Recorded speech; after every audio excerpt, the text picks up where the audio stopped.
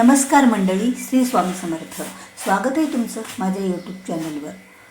स्वामी भक्तांनो, आपण सर्वजणच आपल्या देवघरामध्ये देवांची पूजा करतो किंवा एखाद्या मंदिरात जाऊनसुद्धा आपण देवांची पूजा करतो. आपल्या तुळशीजवळच्या देवांची पूजा करतो.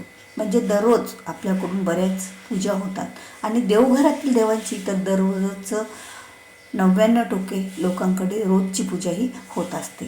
पण रोजच्या पूजेमध्ये काय देवांना अर्पण करावं आणि काय देवांना वाहू नये ह्याही गोष्टी तेवढ्याच महत्त्वाच्या असतात आणि त्या बऱ्याच जणाला माहीतसुद्धा नसतात. कारण बघा, त्यावेळेला आपण देवांना आंघोळ झाल्याच्या नंतर अक्षदा, हळदी, कुंकू, गंध, फुले ह्या गोष्टी आपण अर्पण करतो. पण जे तांदूळ आहेत, ते अक्षदा आहेत, त्या खरंच देवाला अर्पण कराव्या का? आणि अर्पण करायच्या असल्या तर त्या कशा अर्पण कराव्या, ज्यामुळे आपल्याला त्याचं पापही लागणार नाही आणि त्यातून आपल्याला पुण्य मिळेल. कारण आपण देवाची भक्ती, देवाची पूजा हे आपल्याला पुण्य मिळण्यासाठी आणि त्या पुण्याचं फळ प्राप्त होण्यासाठी, आपल्या जीवनामधले अनेक संकटे सोडण्यासाठी आणि आपलं जीवन हे सुखी आणि आनंदी जगण्यासाठीच तर आपण देवपूजा, देवधर्म ह्या गोष्टी करत असतो. पण बघा, आपल्याकडून जर देवाच्या माध्यमात एखादी चूक झाली तर त्याचंसुद्धा फळ आपल्याला भोगावं लागतं. जेवढं पुण्य आपण पूजा केल्यानं प्राप्त करतो, मग ते कमी असो जास्त असतो, पण त्यापेक्षाही आपल्याला पाप ह्या काही चुकामधून सुद्धा लागत असतं.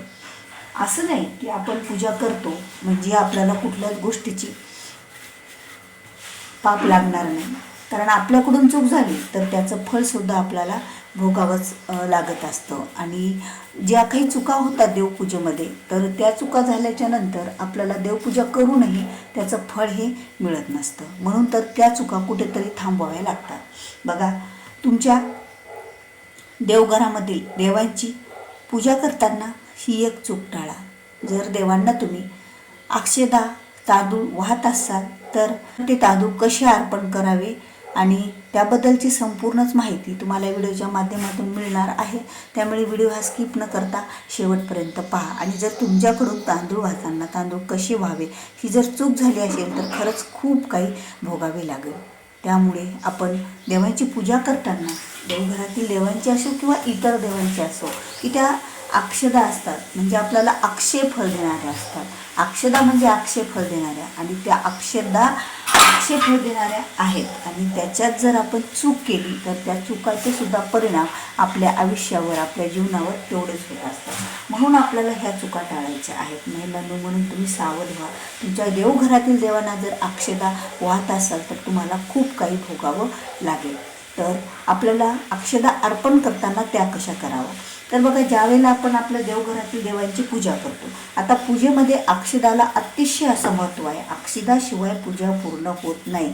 पण त्या अक्षदा असाव्या कशा, कधी व्हाव्या, कधी अर्पण कराव्या हेही तेवढंच महत्त्वाचं आहे. बरेच लोक काय करतात, संपूर्ण पूजा झाली त्यानंतर त्या देवावर अक्षदा टाकतात, पण ते चुकीचं आहे. कारण देवघरामधील देवांना देव पूर्ण पूजा झाल्याच्या नंतर अक्षदा टाकलं तर ती उत्तर पूजा होऊन जाईल ना, म्हणजे ती पूजा तिथे संपल, त्या पूजेचं फळ आपल्याला मिळणार नाही. तर अक्षदा कधी अर्पण करायच्या असतात आणि अक्षदा ह्या कशा असाव्या हेही तेवढंच महत्त्वाचं आहे.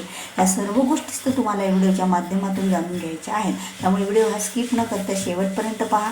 तुम्ही जर माझ्या चॅनलवर नवीन असाल, अद्याप माझ्या चॅनलला तुम्ही सबस्क्राईब केलेलं नसेल तर तुम्ही चॅनलला सबस्क्राईब करा. कारण जेव्हा केव्हा मी अशी माहितीपूर्ण व्हिडिओ माझ्या या चॅनलवर अपलोड करेन त्यावेळेला त्याबद्दलची विशेष माहिती तुम्हाला अगोदर मिळेल आणि तुम्ही माझा एकही व्हिडिओ मिस करणार नाही. तर बघा, आपल्या देवघरामध्ये आपण अर्पण करणाऱ्या वस्तू म्हणजे गंध, हळदी, कुंकू, त्याचबरोबर अक्षदा म्हणजे तांदूळ आणि फुले, बेलपत्र, तुळशीची मंजिरी आणि गणपती बाप्पासाठी आपण जे काही शेमीपत्र आणि त्याचबरोबर दुर्वा, ह्या अशा सर्व गोष्टी आपण दररोजसुद्धा देवांना अर्पण करू शकतो. पण एक महत्त्वाची गोष्ट, अक्षदा अर्पण कराव्या त्या कशा करायच्या, त्या कशा असाव्या हेही तेवढंच महत्त्वाचं आहे. अक्षदा म्हणजे तांदूळ अर्पण करताना एकतर ते तांदूळ तुटलेले फुटलेले नसायला पाहिजेत. कारण अक्षयफळ देणारी जी वस्तू आहे ती कधीच तुटलेली फुटलेलीही नसायला पाहिजे. कारण देवाला तुटकं फुटकं हे काही चालत नसतं. तुम्ही श्रद्धा, भक्ती किंवा सेवा जर कशीही केली, चलत फिरत, ती देवाला मान्य होती. पण देवावर एखादी वस्तू तुम्ही अर्पण करत आहात, त्याला वाहत आहात, तर ती वस्तू ही चांगलीच असायला हवी. तर देवाला जी वस्तू आपण अर्पण करणार आहोत, जी तांदूळ अक्षदा, तर ते अक्षदा तुटके फुटके तर नसायलाच हवेत. आणि त्याचबरोबर अख्खे तांदूळ आपल्याला घ्यायचे आहेत. आता बरेच जण काय करतात, डब्यातून काढतात ते तांदूळ आणि तसेच आपल्या पंचपाळामध्ये घेतात आणि तसेच देवाला अर्पण करतात. त्यात किती किडे असतील, जाळे असतील, आळे असतील, ह्या सर्व गोष्टी स्वच्छ करूनच पहिली गोष्ट तांदूळ घ्यायला पाहिजे. त्यामध्ये एखादा खडा किंवा किडा अशा गोष्टी नसायलाच पाहिजे, त्या काढून स्वच्छ करूनच घ्यायच्या. आता दुसरी गोष्ट, हे तांदूळ घेतल्याबरोबर ते काय तसेच देवाला अर्पण करायचे का, वाहायचे का, नाही. तर ते त्या तांदूळामध्ये थोडंसं आपल्याला कुंकू मिक्स करायचं असतं. म्हणजे तांदूळ हे पांढरे देवाला कधीही अर्पण करायचे नसतात. त्याच्यात थोडं कुंकू जर तुम्ही मिक्स केलं तरच ते अक्षदा होत असतात, नाहीतर ते तांदूळच राहतात.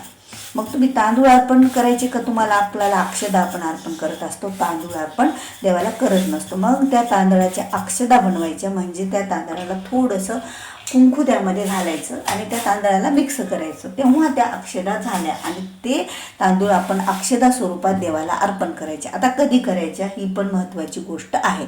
तर त्या अक्षदा अर्पण करताना आपण पहिल्या प्रथम देवांची पूजा झाली, पूजा झाल्याच्या नंतर देव जागेवर ठेवतो, म्हणजे देवांची आंघोळ झाल्याच्या नंतर.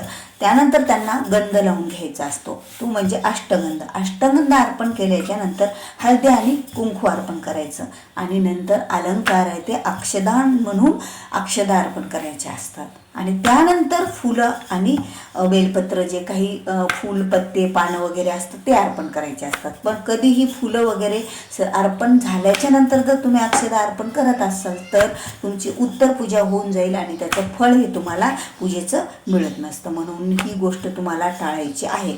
जर तुम्ही तसं केलं तर तुम्हाला पूजा करून त्याचं फळ मिळणार नाही.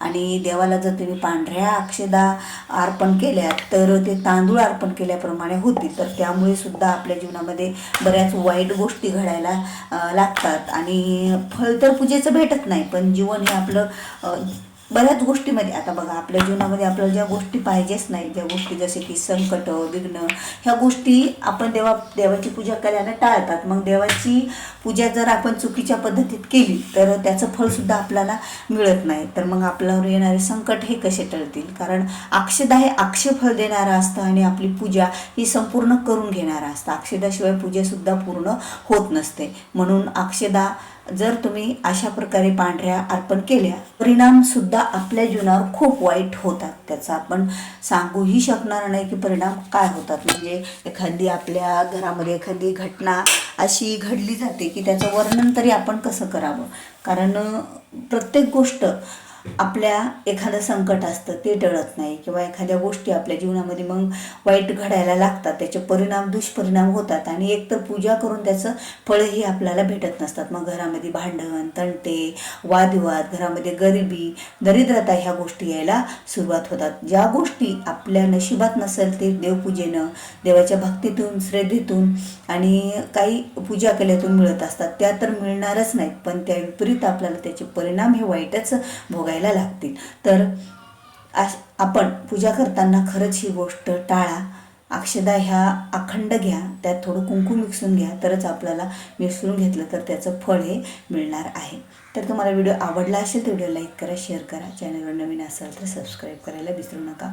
भेटूया पुन्हा अशाच एका नवीन आणि माहितीपूर्ण व्हिडिओसोबत. तोपर्यंत बोलत राहा. श्री स्वामी समर्थ. जय जय स्वामी समर्थ.